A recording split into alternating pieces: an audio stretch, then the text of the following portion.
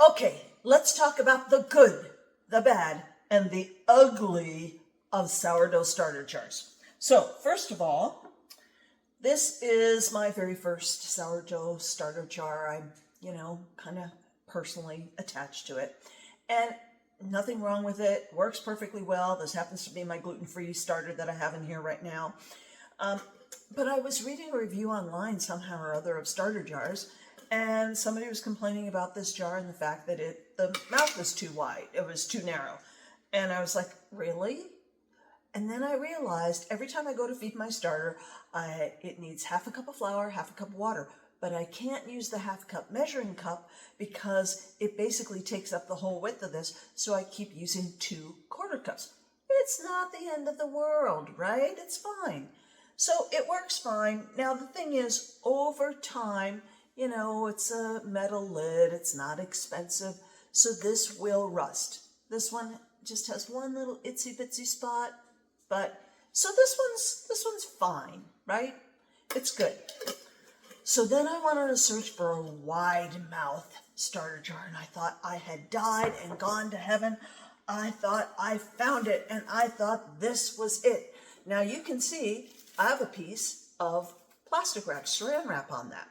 So the beauty of this is it's a perfect size. It's got a really nice wide mouth. That's wonderful. I can use my half cup measuring cup with no problem at all. It's nice and wide. However, and I thought I was going to love this wood lid. However, you can see after just one use, the plastic, I literally mean one use, this rubber rim that goes around here to keep it airtight, it broke and it came off. One use. And then, even if that were there, there's this ring in here. And the starter gets stuck in there, and flour and water, which is all starter is like concrete. It's like cement. So trying to get that ring clean, good luck with that one. So much for this starter jar. I mean, I love like the glass part. The jar itself is perfect. It's the perfect height. It's the perfect width. It's wonderful. I had this jar on my store, but I took it off because this lid is not good. All right, so what did I do next? This. I thought this one was going to be the perfect replacement for this one. You can see it's even a little bit shorter, which is great because it will fit on every shelf in my refrigerator. And I thought this was going to be the trick. Now, this is quite a bit more expensive than any other starter jar I've seen out there. So I got it. I have not used this because I got it. I opened it up and I looked at this and I thought, oh my gosh, trying to clean that when the concrete of the starter gets stuck, it's got, it's a twist top, which makes sense. But these grooves and that ring are so deep, I can just imagine all the starter getting stuck in there, dried out in there, and not a good situation. So then I found this one. Now this is very similar to my little guy who I like. However, this one is much higher. It's wide mouth, but this one's big. This one is 40 ounces. So this is big. But the problem is this only fits on one shelf in my refrigerator because it's so much higher.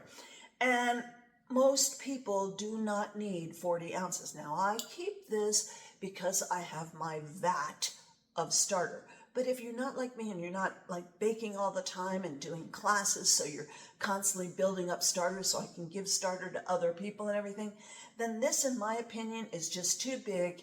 I mean, it works perfectly. The lid's same thing, metal. It doesn't have super deep grooves, so it's much easier to clean than the lid on this one, which is going to be impossible. But it's just too big. It's too tall. You don't need anything this big. Okay. So then this one was advertised as a wide mouth. Not at all. It's got a rubber lid, which is great. However, it's even a narrower mouth than this one. So forget this little puppy dog. I like the glass and everything, but this mouth of it is very, very narrow. So now I have found my beloved starter jar. This is it. And it is the exact same glass as this one that I loved.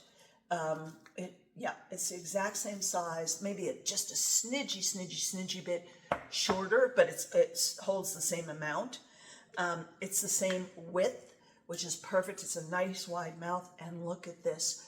This rubber lid is not going to rust. It has absolutely no ridges for the starter to get stuck in like concrete. This is my absolute all new favorite starter jar. This is on my store at Sourdough Sorcery, and I love this. Now, this comes in a set of 2, and not everyone thinks they need 2 starter jars, but trust me, you will be so glad you have 2 starter jars. So I've got this one on my store.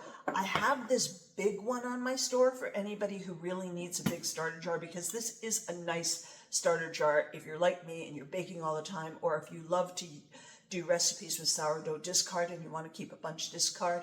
This 40-ounce jar is a really nice jar. So this is on my store as well. And I have a 3rd starter jar on my store, which I'm super excited about, especially for those of you who live in super cold climates. It is a heated starter jar. There's a little heating pad underneath it. And trust me, it came about because I was doing a class with someone and she said they keep their kitchen area, their downstairs area, in the 50s. The thermostat set in the 50s overnight, and it's like, ooh, your starter's not going to do anything if it's in the 50s. If your house is that cold, you're going to have a really tough time getting your starter to actually activate. Even if your house is in the high 60s, you're going to have a tough time with that. I would say 70 degrees is kind of pushing it.